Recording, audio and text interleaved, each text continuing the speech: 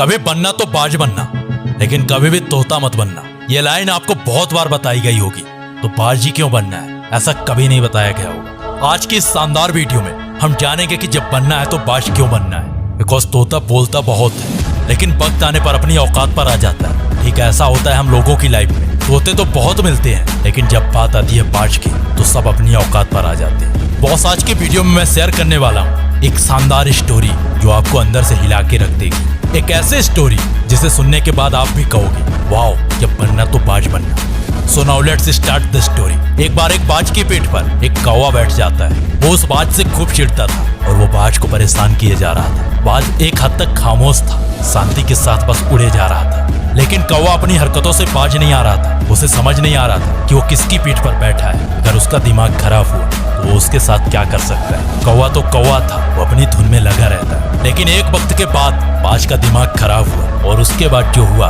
उसे सुनने के बाद आपका दिल दहल जाएगा। कौवा बाज की पीठ पर बैठता तो है, बाज की गर्दन पकड़ता तो है, उसकी गर्दन पर काटता तो है, लेकिन बाज की खामोशी के बाद जो तूफान आया उससे कौवे को अपनी औकात का अंदाजा हो जाता है। उसे अंदाजा हो जाता है कि बाज कौन है, बाज क्या चीज है। क्योंकि एक वक्त के बाद बाज सिर्फ पंखों को खोलता है और वो ऊंची उड़ान भरता है, कौवे को उस ऊंचाई तक लेकर जाता है जहाँ से कौवे को सांस लेने में भी मुश्किलें हो रही थी, जहाँ से कौवा सांस तक नहीं ले पा रहा था। और कौवा जितना तड़प रहा था, बाज उतना ही ऊपर उड़ रहा था। अब ऊंचाई में मजा आ रहा था। और बाज का यही एटीट्यूड बाज को पक्षियों का राजा बनाता है, राजा बनाता है बर्ड किंगडम का। बॉस, ऐसा हम सबकी लाइफ में होता है। जब कुछ कौवे हमें तंग करने लगते हैं हमें, जब हम अपने काम से काम कर रहे होते हैं, तो उनको जवाब देने का सबसे बेहतरीन तरीका कि आप अपनी स्ट्रेंथ से जवाब दो, उन्हें अपनी ऊंचाई से मार दो, अपने साइलेंस से उनकी बोलती बंद कर दो। बाज की एक और बात जो मेरी पर्सनल फेवरेट है, जब बिजली कड़कती है, बारिश होती है, चारों तरफ अंधेरा होता है, तब सब पक्षी घर की तलाश करने लगते हैं, लेकिन बाज ऐसा नहीं करता। बाज हालातों के खिलाफ खड़ा होकर बादलों से ऊपर उड़ने लगता है उन बिजलियों से ऊपर जिनसे सारी दुनिया डर रही होती है।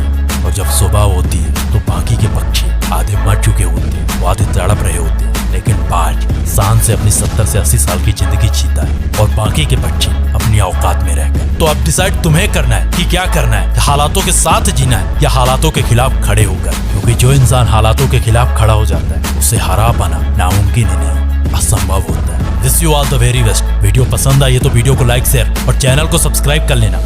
मैं मिलूंगा आपसे नेक्स्ट वीडियो में।